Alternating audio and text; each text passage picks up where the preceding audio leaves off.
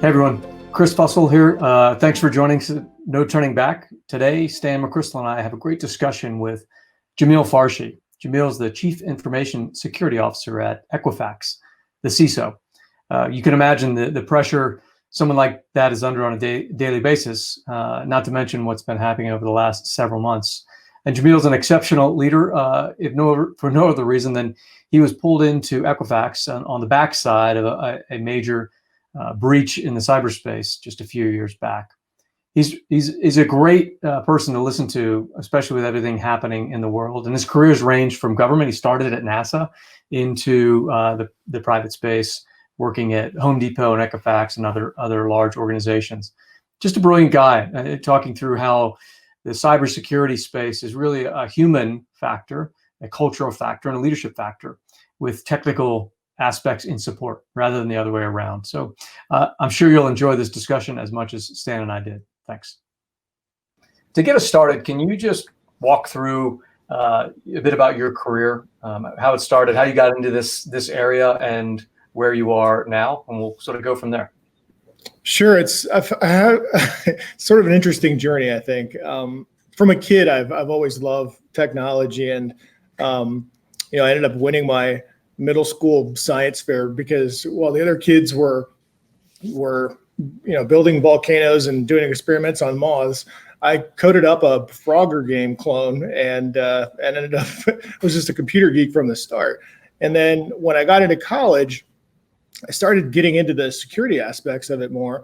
And I was playing around one day and ended up compromising my school network, actually. And so I could have used this for nefarious purposes, but instead I was really excited about what I had accomplished. And I'm like, holy smokes, there's a meaningful vulnerability here. And so I took it to the dean of my college, and out of it, I ended up getting a fellowship and to do it for the entire university. And so that was sort of my first foray into the security industry. And then from there, I went off to NASA for my first job out of school. Had a great opportunity to work with some of the most innovative technologies and brightest minds, I think, around. And it really served as a great foundation, I think, for me throughout the rest of my career. And then moving forward, I've been head of security for Los Alamos National Laboratories, protecting many of our nation's most secret data sets as it relates to nuclear weapons. $7 trillion worth of transactions a year when I was at Visa, Media and Entertainment when I was at Time Warner.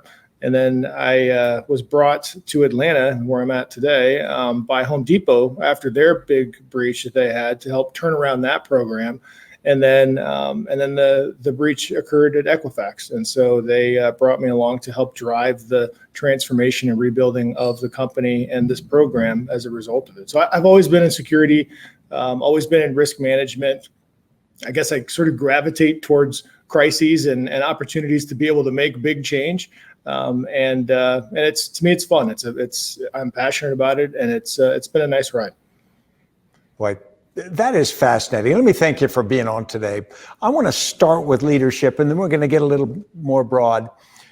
But when you describe your history, and I was most familiar with the Equifax experience, you're brought in and there is a crisis. There's sort of wreckage. There's a little bit of shock across the organization. Talk about coming in, not from the technical standpoint, but from the leadership standpoint. How do you have to come in? How do you think about that? Yeah, it's a challenge. And I think a lot of times folks sort of dismiss that aspect. They like to look at what's the root cause, how are you going to put out the fire and things like that. But they forget about the human impact. And, when you come into a situation like this, oftentimes you're walking into a team that's demoralized. They've been working 24/7 for the past several months, scrambling to try to get as much done as they possibly can. And they're scared, right? Because there's a lot of uncertainty out there, whether, hey, are we going to be able to do what we've committed to?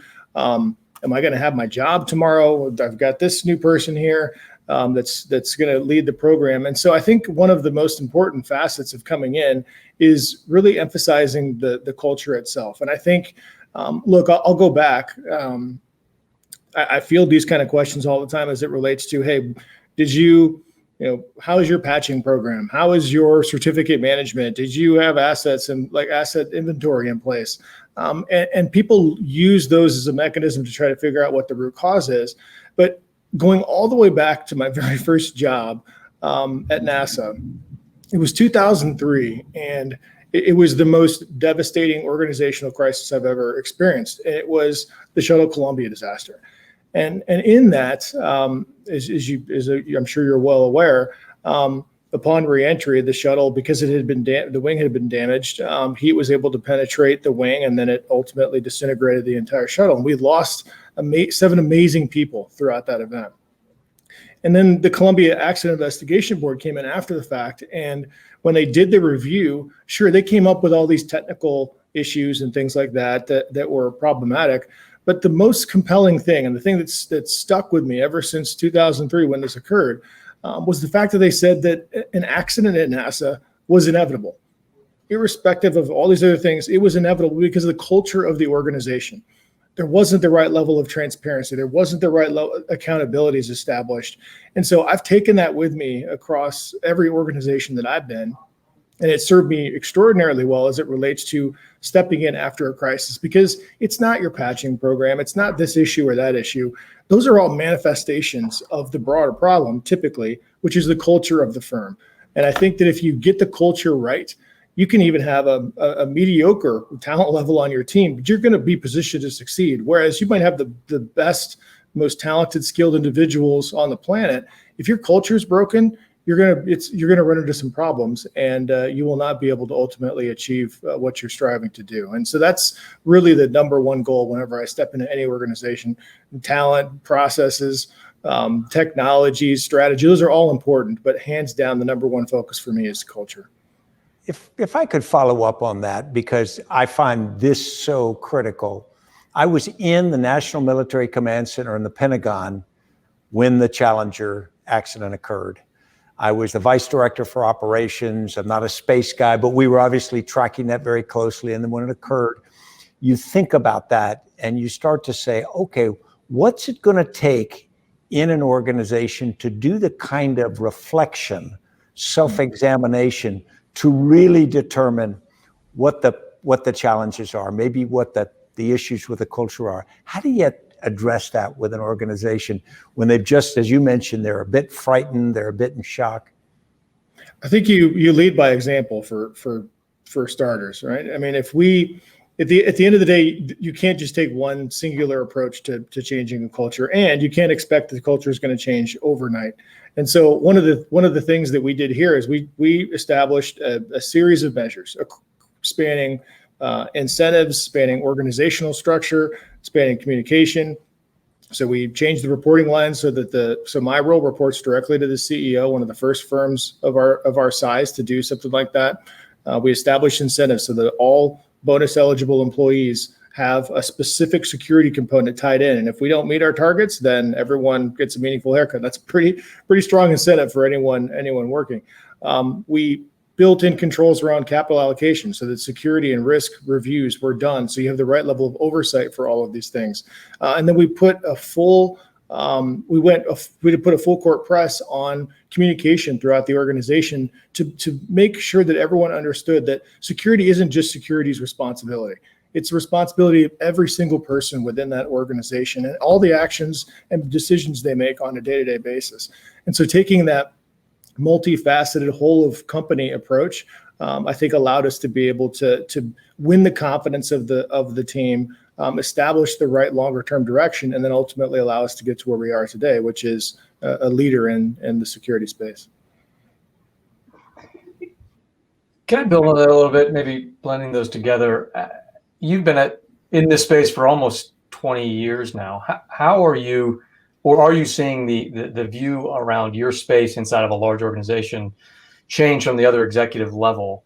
And if you hit walls where people don't understand that it really comes down to the human dynamic, how do you start that conversation and make people aware of how critical that is? And it's sort of near and dear to Stan and I, background in the special operations community, which is often seen as this sort of, it's a bunch of sort of cyborgs that go out and do missions. And you have to remind people, no, it's real people with real families behind them, the same stresses that everybody else has. And if they're not optimized as individuals, then the missions aren't going to be successful. And I'm just curious how you approach those discussions. Sure. First off, I would never suggest that what I do is anywhere near as stressful as the work that you two have done in the past. Not even close. But nevertheless, it is there are many stresses involved with it, and I think communication is one of the most important facets, especially because by definition, security tends to be a fairly technical area, and unless you have some background in it, it's difficult for other folks to understand it. I also think that we have a challenge where because our natural role is more of a defensive one, people sort of associate. I'm a big football fan. They associate us more with like linebackers. I would argue that we're less like linebackers in the football analogy and more like offensive linemen, right? We protect the quarterback, we protect the running back, we protect the team to be able to advance the ball, but we also open up holes and opportunities to be able to drive the business forward. And so I try to use that lens and that framing whenever I talk to the executive teams. And communication is so important to not make it a technical thing. It's a discussion about risk. What are the potential threats? What are the vulnerabilities? What are the implications of those vulnerabilities versus is it a cross-site scripting issue or we didn't patch this particular asset? I think if you go down that path, we fall into the trap that I think a lot of security organizations do where you just that cyber guy, you're just the technical folks on the side in the corner, instead of actually being a true business leader and helping to enable the organization as a whole. If you walk like a duck and talk like a duck, then you're a duck. But if we walk like the business and talk like the business and really try to drive enablement, then it puts us in the best possible position to succeed. I'm cheating now because I'm writing a book on risk and you just used the R word. So I want to grab at it. One of the things we found is it's very interesting because in some organizations where they create a chief risk officer, like investment firms, or a security officer for information technology, there's something called moral licensing, which everybody else says, okay, I don't have to worry about cybersecurity because that person's responsible. And if something goes wrong, that's their problem. How do you communicate the problem with that to people? You are spot on. I mean, it is fundamentally, which is why earlier I was saying security is everybody's responsibility. I mean, I should have said risk is everyone's responsibility because it fundamentally is. But it's one of the biggest hurdles that we have to overcome. And I think it starts from the top. If the board of directors, if the CEO, executive leadership team don't subscribe to that same notion, then it's never going to happen because it is then just the security team's job. It's just Jamil and his team, and that's all it's going to be. But once you build that into the fabric of the organization, into the DNA, like focusing on trust, focusing on risk, building in the appropriate oversight rigor, then you're able to define accountabilities for who's driving it. So when there is an application that goes into production that has vulnerabilities in it, it's not Jamil's team's fault, right? Necessarily. It's probably on the technology side. If the business goes through and fails to comply with certain regulatory obligations, then it's going to be their responsibility to do it. But unless you have that concept built into the fabric of the organization, the appropriate processes to be able to support it, it just falls apart. And then it just becomes security's job, and we're going to do whatever we want.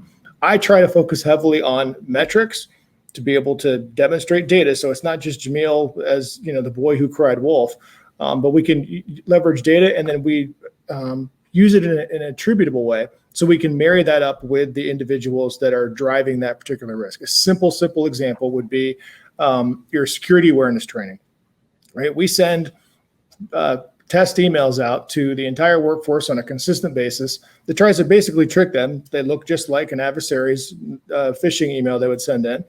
Users either click them or they don't click on them. We aggregate all the results of this. If you reported it, if you opened it, all of that data is there, and then we can divvy it up and then show it to the business unit leaders, to the individual owners, and it helps to be able to drive that culture. And the beauty of it is, you also get this sort of competitive aspect where, we set one out the other day. My CEO's like, oh, I could have done a little bit better on this one. I got to up my game for next time. And then our head of one of our business units saying the same thing.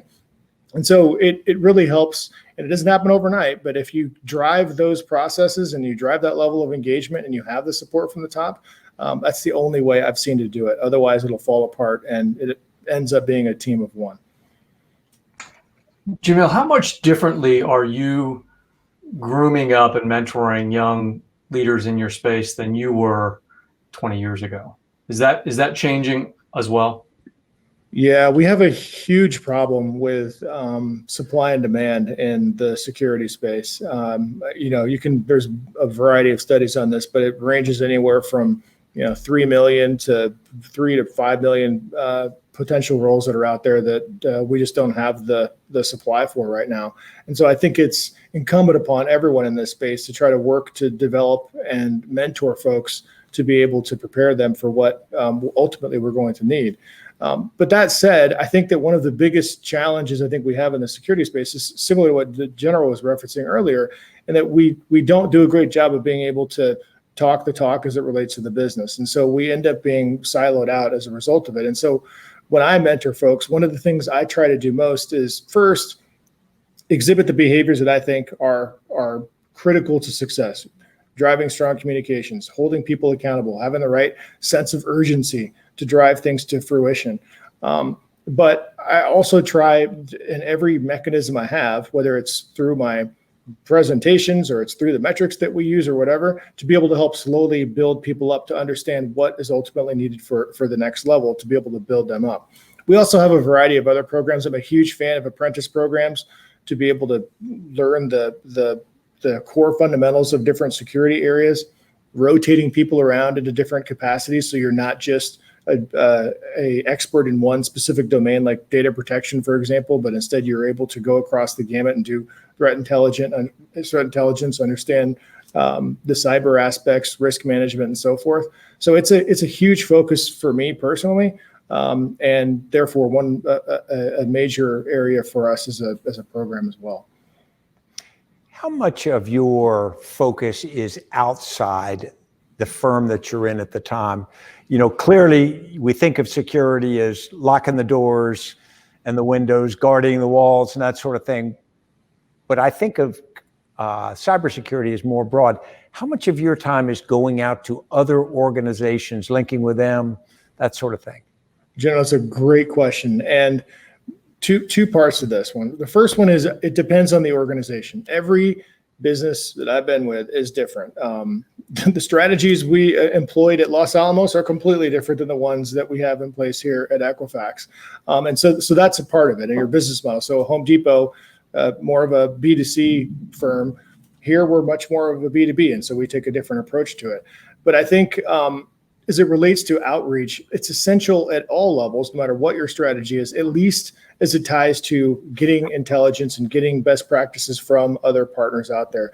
We've made a concerted effort to partner strongly with the FBI, for example. In fact, I was just talking to them last week for the FBI Academy. Our different customers out there, getting in with the different groups like FSI, SAC, and things like that. Building up coalitions amongst like-minded individuals and organizations to be able to share information and best practices. DHS, we just go down the list. And the reason we emphasize this so much is because we can't fight this fight alone, right? If the military arm of China, BLA, is attacking us, our team by itself, we're not going to be successful. We're only going to do it collectively as a group. And we've built up really strong coalitions amongst different firms. And we get threat intelligence and insights from them. We share it back out. But I don't think you can be successful in this world, in this day and age, in this space, unless you partner aggressively with different firms. You mentioned China there and some major, state-on-state actors and threats. What do you see as the major areas in the next 3 to 5 years that really give you pause? Areas that where you're concerned that maybe we're not collectively keeping pace with what the threats that might be around the next corner.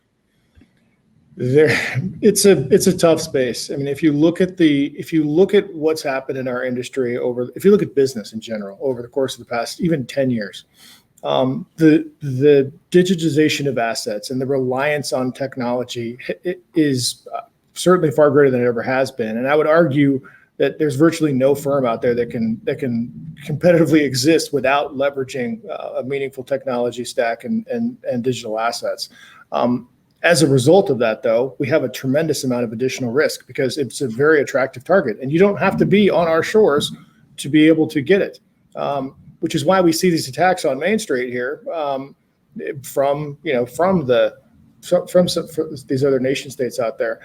So I think that the threat is real. We only see it continue to escalate. If you look at COVID, just over the past couple of months, the rate of attacks and the threats out there have increased demonstrably. Yet we're still fighting the fight, on our turf here, but they're knocking at our door. What concerns me the most is the national strategy as it relates to cyber defense, and particularly not just the defense aspect, but also the continuity of the economy thereafter. There's, I'm not going to say that there will be one, but it's plausible that there will be a cyber pandemic, right? I mean, the level of integration and reliance on technology we have through our critical infrastructure is immense, and it's a very attractive target. And so the biggest concern for me is our ability as a country, not just the government, not just the private sector, for us to collectively come together and establish what that strategy is going to be and put the pieces and parts in place through law to enable us to be successful. And I think I was encouraged, I think it was March or April of this year, Senator King and Representative Gallagher co-chaired the Solarium Commission, Cybersecurity Solarium Commission report, and it actually outlines a very, very materially strong strategy with actions as well to be able to help us position ourselves for success in the event that something like this were to occur. And so I think that there's some progress there, and I'm encouraged by it. But we still have a long ways to go before I would feel that we're in a position to be able to effectively not just defend, but also persevere through an attack like that. Wow. Your task now is to make me feel better. So I've been on a couple of commissions here recently studying the COVID-19 pandemic and looking at how we can be better prepared as a nation for a similar kind of event, not exactly kind. And the thing that has come away for me in COVID-19 is that we actually understood the potential problem very well. The exercise Crimson Contagion actually laid it out pretty clearly. We understood and had a plan on how you respond to this kind of a challenge, but we didn't resource that plan, and then in the moment we didn't execute it. And that was very disappointing. You gave me a hint that disturbed me a second ago, but if I drew that conclusion on cyber, where would I be wrong? And again, feel free to lie and make me feel more comfortable. I wish I could. First off, I can't lie to you, and it would be such a tall tale if I were to lie that I don't know if it'd be even remotely believable.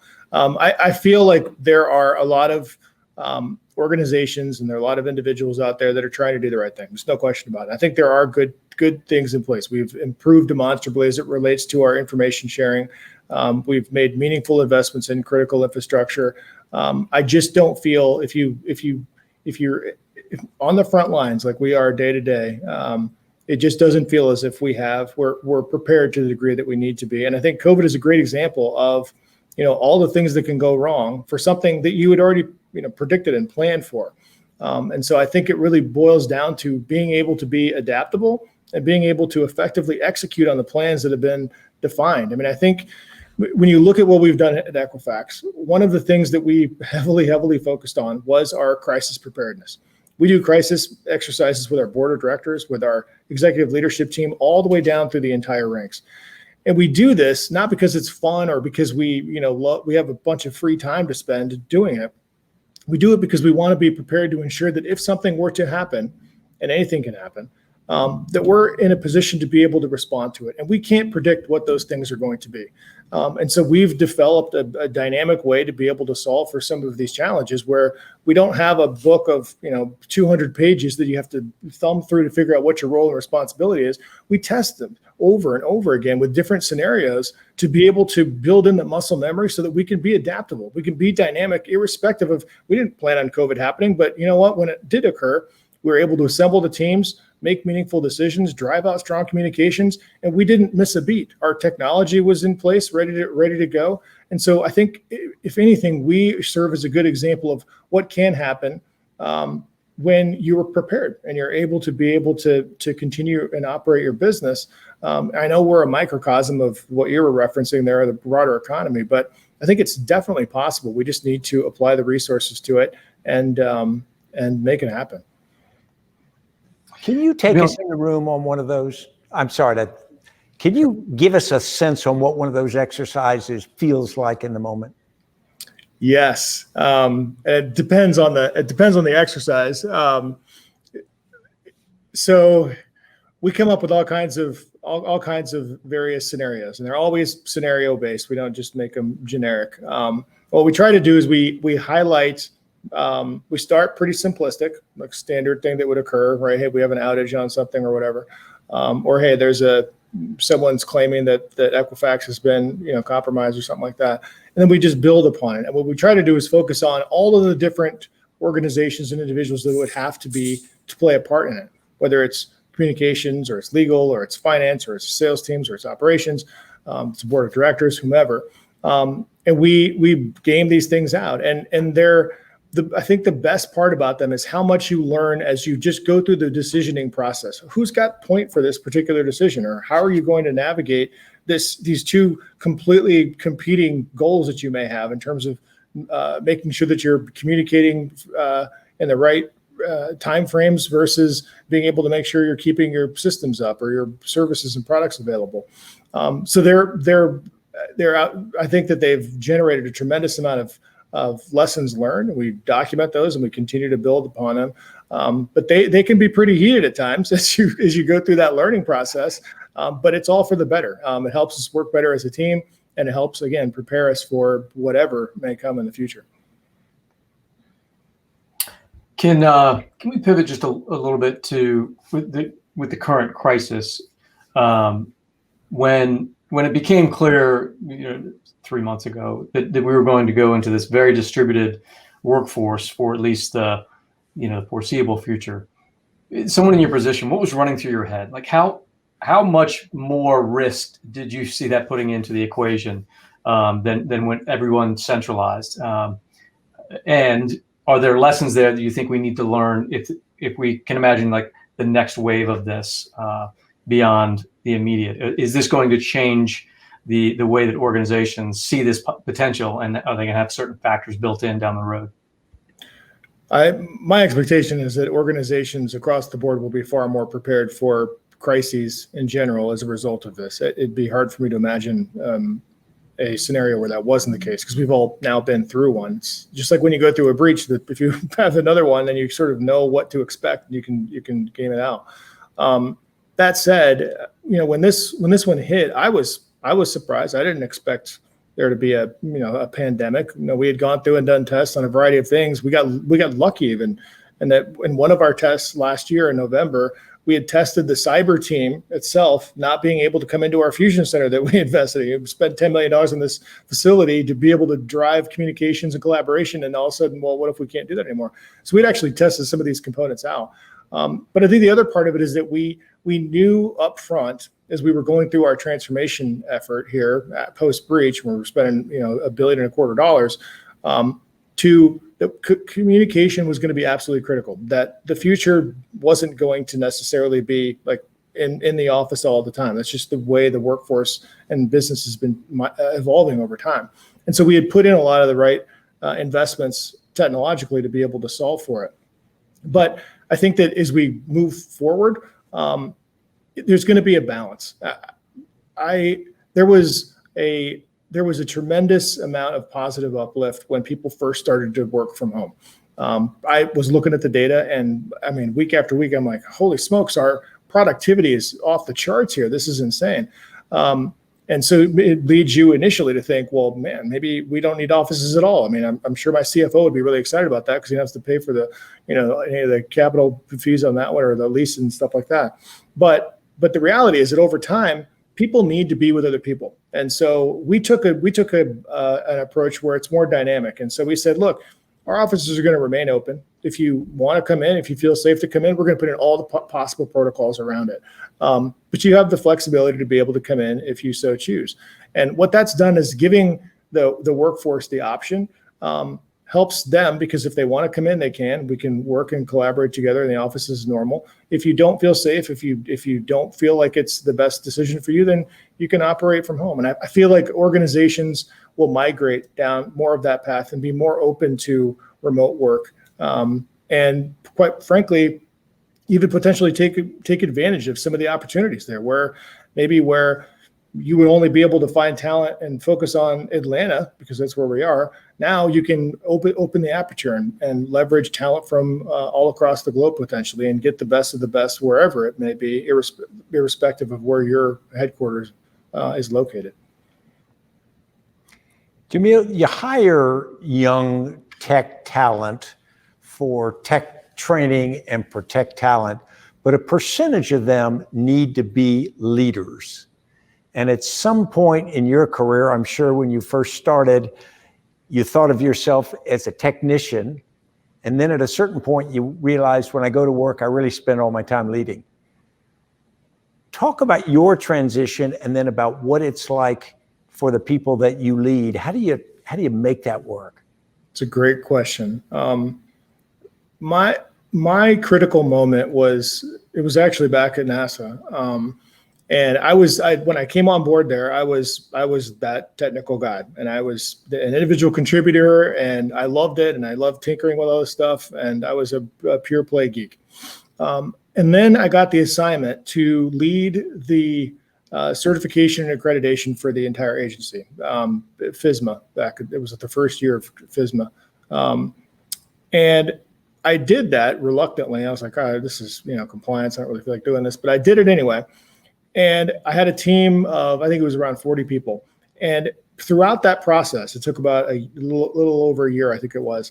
And throughout that process, I derived so much joy, not from what I did, but from the accomplishments of all of the people on my team. Seeing it come from this group that was just pulled together from all the different NASA centers, didn't really know each other, pulling them together, focusing them on this core objective, and then seeing us accomplish it. And, I didn't do anything meaningfully technical in that capacity. I just led, and I got so much satisfaction out of it that I realized at the time, I was like, look, I don't want to go back to just being the hands-on keyboard guy. I wanted to be able to do, and we did a good job. So I'm like, I think I can do this. So that was a seminal moment for me. And I've tried to position people as I see them throughout my daily working life, for people to have that experience. Some people, it's not for them. They just, not that it's a bad thing. If you don't want to be a leader, you can do an outstanding job as an individual contributor and create a tremendous amount of value. But you have to afford people the opportunity to be able to be in those positions. And it doesn't have to be high stakes, critical risk kind of roles, but give them the opportunity. And in my experience, the ones who really dive into it and like it tend to really succeed. And then you organically build that next generation of leaders, and then you keep stacking on and just give them more and more, and until they get to the point where you're like, all right, you're ready to go, and you're going to always learn. Never feel like you've mastered anything, because things change constantly.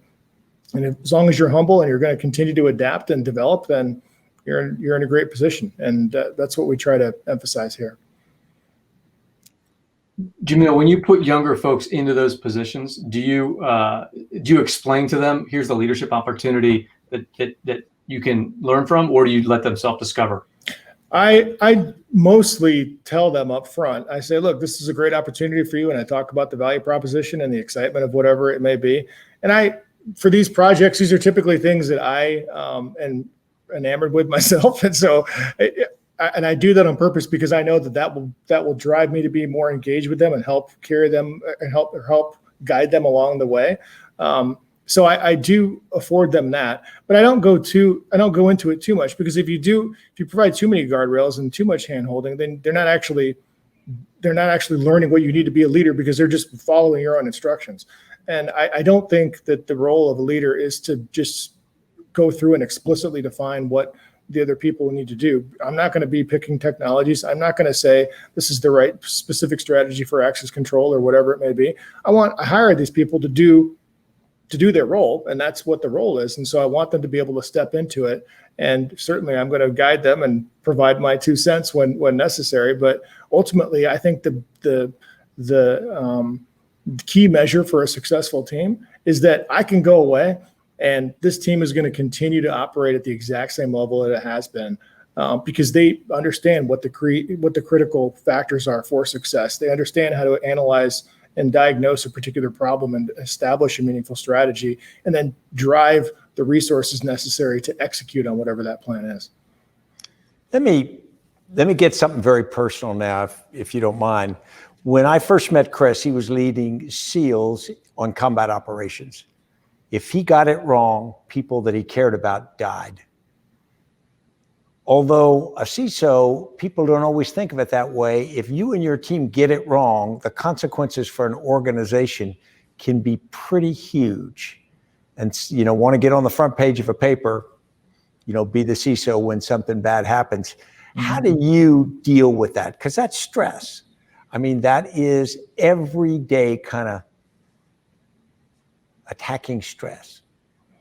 Yeah, it is stressful. If you look at the data, people in my role have an average tenure of 18 to 24 months nowadays. It's abysmally low. And I think it speaks to the stress of the role, and it's challenging for sure. What I do is I try to focus on my own discipline. Like, this is what keeps me sane, quite frankly. And I get up. It's funny. I've read stories about you, General, and I admire it because I'm like, while I'm not quite to the same degree, I do some of the same things. I get up early every morning, try to do at least by 5:30. I start my workout regimen. This is when my team laughs at me because they get random emails and texts from me, and it's ungodly early hours of the morning. I tell them they don't have to respond right away. Wait until later on.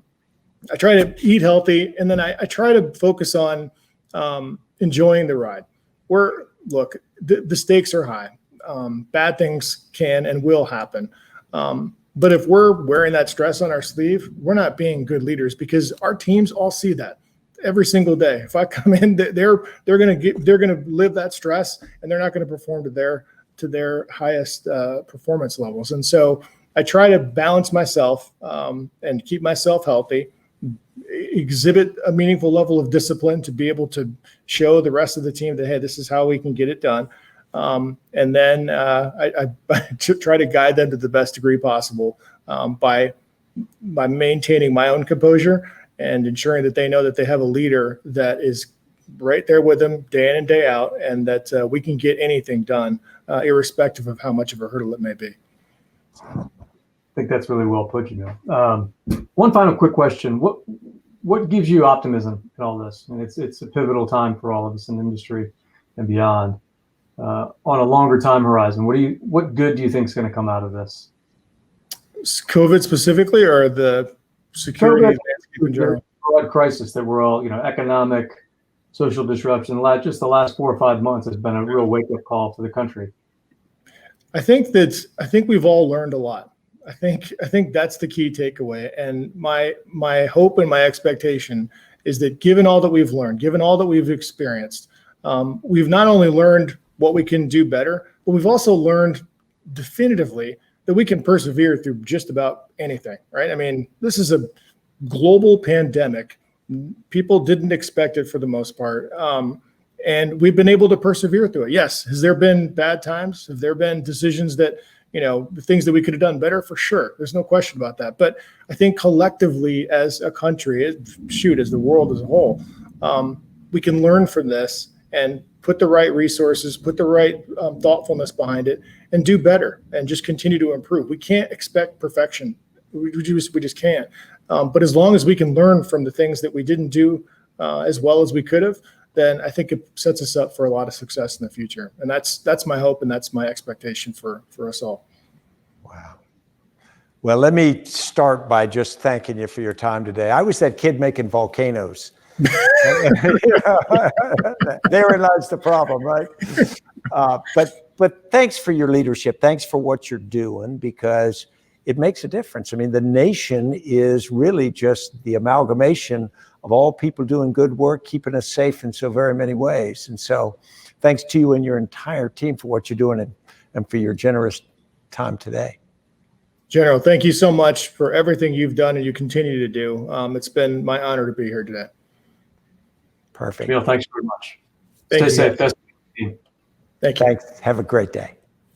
Wow, thanks for sticking with us through that discussion. As I said, Stan and I both got a ton out of that.